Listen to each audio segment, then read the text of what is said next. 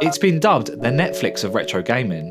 Antstream is a game streaming service that offers over 1,000 titles, from Amiga games to arcade games, as well as Commodore 64 titles.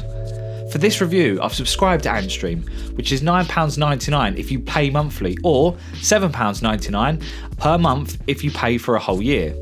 The process was straightforward, as you would expect. You input your details, pay your money, and then you're asked to download the Antstream launcher on PC. The launcher is fairly user-friendly and displays games in a similar way to picking a film on Netflix, so most people will be familiar with how to use this and how the setup works.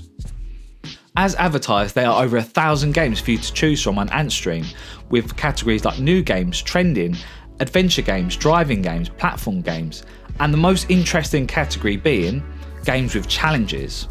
Antstream has a challenge system where they give you mini challenges which are different to the main game. This is for me a great feature of Antstream because it gives you an alternative way to play these retro games. It makes it competitive for the solo players on the system. To add to this, there's also leaderboards so you can try and beat another player's high score, kind of like an online arcade, which I thought was a nice touch for an arcade game streaming platform. The keyboard is used for the controls on the PC and is fairly straightforward and easy to pick up.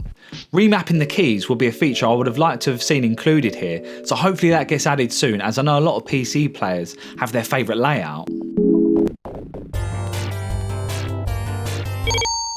The ports of the games I've played on Antstream seem true to the originals where possible, and the graphics are good, but I did have some frame rate issues with the games I played. These were all streamed through Wi-Fi. I gotta say, I was disappointed considering the price. You would expect a cleaner service. Is it a deal breaker? I think it depends on your preference. For me, it's not a deal breaker as such, but it is a big dent in the overall experience.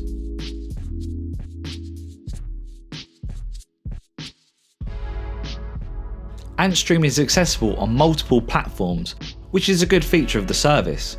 You can access your games on PC, Mac, Android and Xbox, making it an attractive service for people who like to game anywhere and everywhere. There is a view to put this service on PS4 and Switch, but at the time of this review it wasn't available.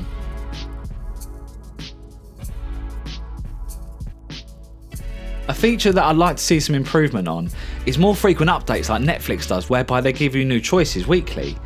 It's a bit of a difficult one though, as there's only so many retro arcade games you can add, as getting the licensing and the ports for the new games will take some time.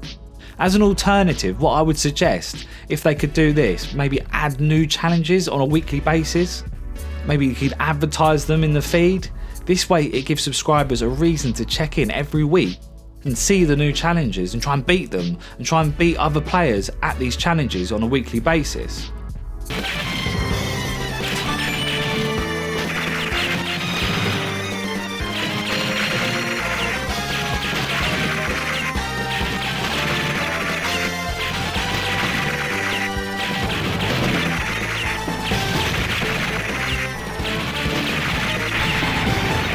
So, should you subscribe to Antstream?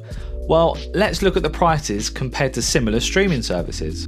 As you can see, it's similarly priced all round in this market at the moment, and to be fair, they all have their own issues, so not one of these services is quite where it needs to be for it to really overtake buying a copy of the games you want, as there isn't any competition when it comes to an overall experience. What Antstream does really well is give you a platform to play retro arcade games without the need to get the consoles or download the emulators all in one neat little package. With the added benefit of challenges and leaderboards, you can argue that this is a good service for retro gaming fans. But for me, that's what it is. It's a service for a niche market of gamers who will love these games. The real issue with Antstream, and one that doesn't make it quite ready for a larger audience, is the drops in frame rate and the missing functions like keyboard remapping. Once they've solved these issues and added weekly updates, then this service is worth the investment. But as of right now, I can't say I'm going to stay subscribed. For the price point, I would expect a little bit more for my money.